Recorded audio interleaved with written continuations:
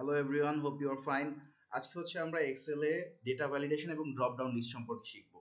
দেখেন, আমাদের এখানে একটা ডেমো শিট আছে, যেটা হচ্ছে একটা স্টুডেন্ট লিস্ট আসলে, যার আমরা ফর এক্সাম্পল এখানে স্টুডেন্ট শিটের ডেটা বেজে আসলে অ্যাটেন্ডেন্সটা কাউন্ট করার চেষ্টা করব।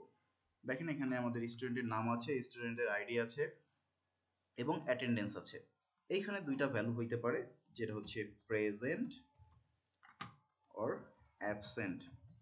দেখেন, এই দুইটা ভ্যালুর বাইরেও কিন্তু আসলে কেউ যদি আইসা আমরা লিখে দিই যে নট প্রেজেন্ট, এই জিনিসটা কিন্তু আসলে নিচ্ছে, কিন্তু আসলে কিন্তু অ্যাটেন্ডেন্সে এই ধরনের জিনিস আসলে স্বাভাবিকভাবে লিখে থাকে না। তো আমরা যদি আমাদের ডেটাটাকে বলে দিই যে তুমি আসলে দুইটা ভ্যালুই অ্যাকসেপ্ট করতে পারবে, একটা হচ্ছে প্রেজেন্ট আর একটা হচ্ছে অ্যাবসেন্ট, সেক্ষেত্রে কিন্তু এই ধরনের দুর্ঘটনা আমাদের ঘটবে না এবং আমাদের ডেটাটা মোর অর্গানাইজড ওয়েতে আমরা রাখতে পারবো। আমরা এখান থেকে ক্লিয়ার করে দিলাম। এখন এখানে আমরা একটা ড্রপ ডাউন লিস্ট অ্যাড করবো, যেটার মধ্যে শুধুমাত্র দুইটা অপশন থাকবে, একটা হচ্ছে প্রেজেন্ট আর একটা হচ্ছে অ্যাবসেন্ট, এবং দুইটা জিনিসই দুইটার মধ্যে একটা চুজ করতে পারবে। তো আমরা এটা অ্যাড করার জন্য কি করব, আমরা প্রথমত সেলটায় ক্লিক করলাম, তারপরে আমরা ডেটার মধ্যে চলে গেলাম। ডেটার মধ্যে যে আমরা ডেটা ভ্যালিডেশনে ক্লিক করব। ডেটা ভ্যালিডেশনে ক্লিক করলে আপনি দেখতে পাবেন এখানে আমার সেটিংস এবং ডেটা ভ্যালিডেশন পপআপটা চলে এসেছে। এখান থেকে আমরা কি এতক্ষণ অ্যানি ভ্যালু লিখতেছিলাম একটা সেলে, বাট এখন কি আমরা চাচ্ছি একটা লিস্ট লিখবো।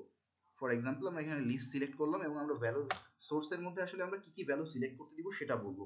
আমরা চাচ্ছি সিলেক্ট করতে দিব হচ্ছে প্রেজেন্ট, এবং সেকেন্ড হতে পারে কি অ্যাবসেন্ট। তো আমরা যে ভ্যালুগুলো আসলে লিস্টের মধ্যে দেখাতে চাচ্ছি তাই সেটা হচ্ছে আমরা কমা দিয়ে এখানে লিখে দিলাম প্রেজেন্ট কমা অ্যাবসেন্ট। এখন যদি আমি ওকে দেই, দেখেন এই সেলে কিন্তু আমার একটা কোনায় ড্রপডাউন আইকন চলে আসছে এবং এখান থেকে আমি প্রেজেন্ট বা অ্যাবসেন্ট সিলেক্ট করতে পারতেছি।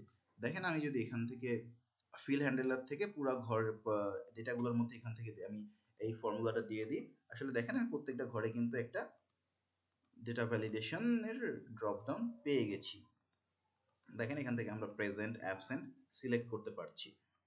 এখন মনে করেন আমি অ্যাবসেন্টের জায়গায় লিখলাম আসলে নট প্রেজেন্ট, এন্টার দিলাম। দেখেন, আমাকে কিন্তু একটা এরর থ্রো করতেছে যে আমি ওই ডেটাটা দিতে পারবো না, the value you entered is not valid. এখন এই জিনিসটা আসলে ইউজার কিভাবে বুঝবে? ইউজারকে বোঝানোর জন্য আমরা জিনিসটা এইভাবে করবো না। আমরা সিলেক্ট করে ডেটা ভ্যালিডেশনে যখন ডেটা ভ্যালিডেট করতে যাব, ইনপুট মেসেজ এবং ইরর অ্যালার্ট বলতে একটা ব্যাপার আছে। ইনপুট মেসেজে আসলে কি ডেটা দিতে পারবে আমি সেটা বলে দিতে পারি এখানে। ফর এক্সাম্পল, আমি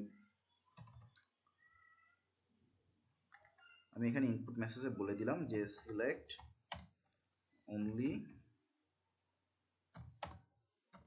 প্রেজেন্ট অর অ্যাবসেন্ট, এবং আমি হচ্ছে ইরর অ্যালার্টেও বলে দিলাম যে select only present or absent, এবং এন্টার দিয়ে দিলাম। এখন দেখেন, এখন ইউজার যখন এখানে লিখতে আসে, ইউজারকে কিন্তু বলে দিচ্ছে select only present or absent. আমি এখান থেকে প্রেজেন্ট সিলেক্ট করে দিলাম এবং পুরো ডেটাটাই পুরো কলামে দিয়ে দিলাম। ফর এক্সাম্পল, এখন আমি প্রেজেন্টের জায়গায় প্রেজেন্টস লিখলাম, এন্টার দিলাম। এখন কিন্তু আমাকে এররটা দেখাচ্ছে select only present or absent. এখন কিন্তু আমাদের ডেটা ভ্যালিডেশনের ওয়ার্নিংটা meaningful. Okay, thank you. Data validation এবং ড্রপ ডাউন লিস্টটা এই পর্যন্তই ছিল। Thank you.